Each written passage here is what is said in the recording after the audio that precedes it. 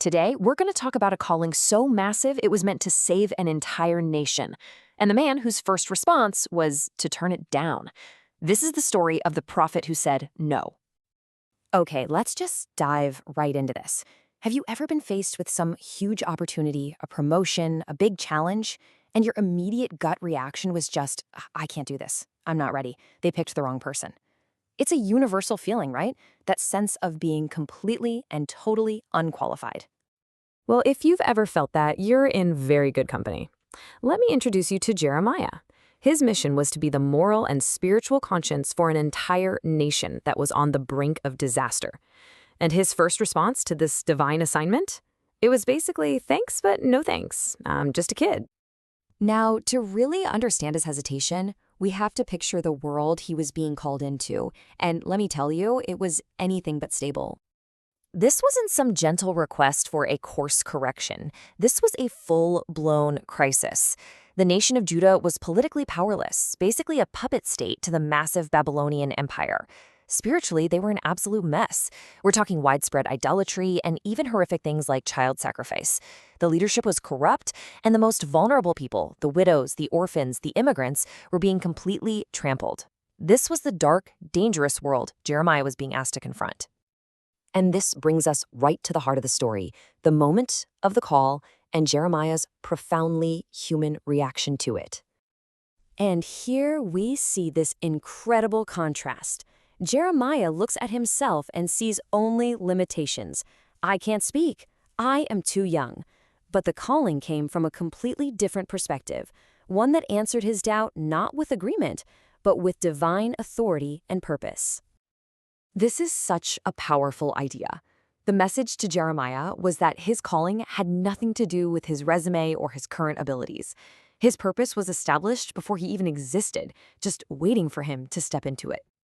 And here's the crucial insight. Readiness isn't the prerequisite for taking the first step. It's the result of it.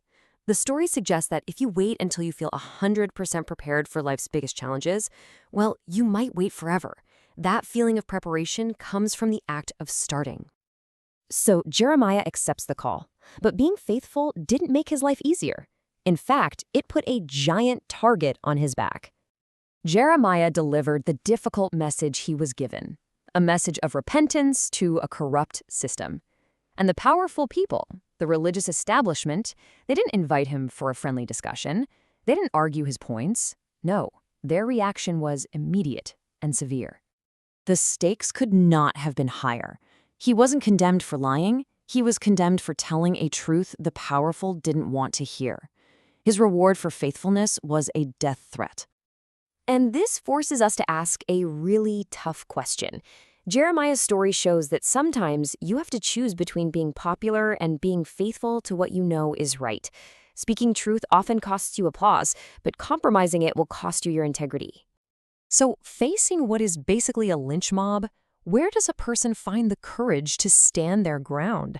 Well, Jeremiah's example shows us it doesn't just come from within. This was God's promise to Jeremiah from the very beginning. His courage wasn't based on self-confidence or his own strength. It was rooted in the promise of divine presence. He wasn't alone in the fight, and that made all the difference. His response is just astonishing.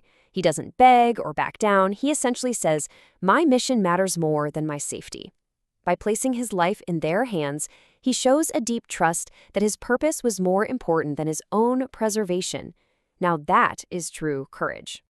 This all builds to a final, powerful principle about the nature of his assignment and what it reveals about the impact we can have. You see, Jeremiah's mission was two-sided. Look at this six-fold assignment.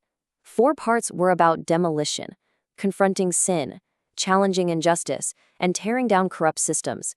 But 2 parts were about construction, to build and to plant. His purpose wasn't just to point out what was wrong, but to offer a vision of restoration and hope. So what can we take away from all this? It really boils down to this simple but powerful formula. When you combine a sense of calling with the courage to act on it, you create an impact that will outlast any opposition you face. I mean, thousands of years later, we remember Jeremiah, not the people who threatened him. So we end where we began. You, like Jeremiah, were chosen and known long before you felt ready. Your excuses are real, but your calling is even realer. The question that his life leaves for us isn't about our qualifications. It's about our willingness. Jeremiah wasn't ready, but he was willing. And that willingness changed history.